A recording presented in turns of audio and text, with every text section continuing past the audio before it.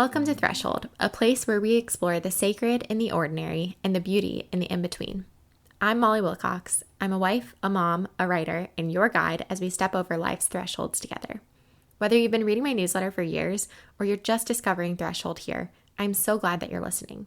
Together, we reflect on faith, creativity, and the small but meaningful ways we're being transformed in the everyday. Let's dive into this week's reflection.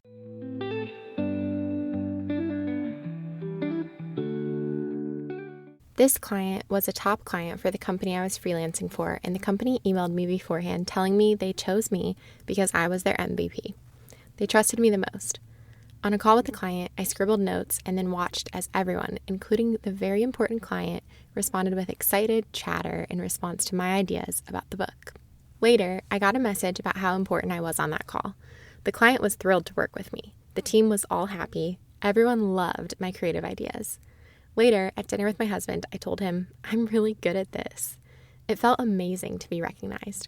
I remembered a time in college when I sat across from my favorite professor, wondering out loud what kind of job I'd ever get after graduation.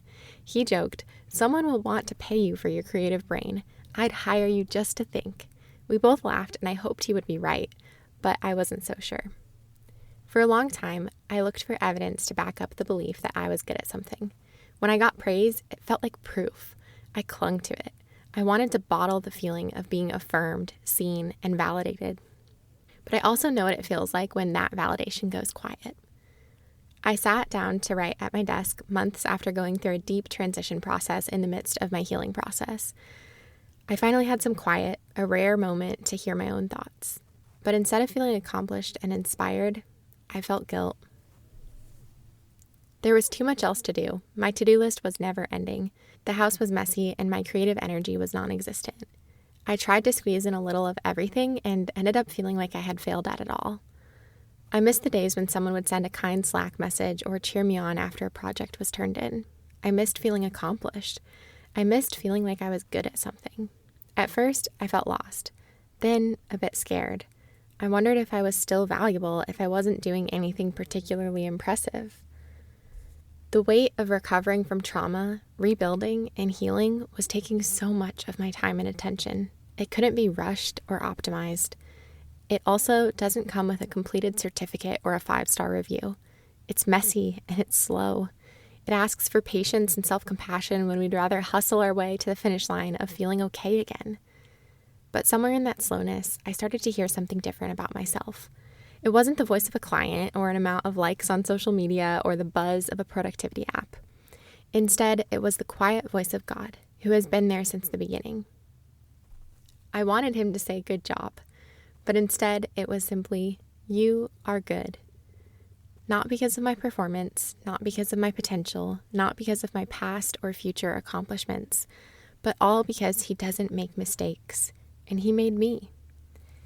And God saw everything he had made, and behold, it was very good. Genesis 1:31. I still love doing work that feels meaningful. I still get a little spark of joy from positive feedback. But I don't build my identity on those things anymore. I don't create to prove that I'm good. I create because I know I already am. That is God's grace. He called us good before we ever accomplished a thing. And we're still good, even when no one is watching, because our worth was never up for debate.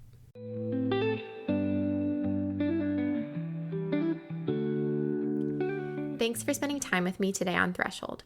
If this episode resonated with you, I'd love for you to share it with a friend, subscribe, or leave a review. It all helps so much. And if you're not already part of the community, you can join the conversation by subscribing to my weekly newsletter on Substack, Threshold by mollywilcox.substack.com. Until next time, let's keep finding beauty in the in-between.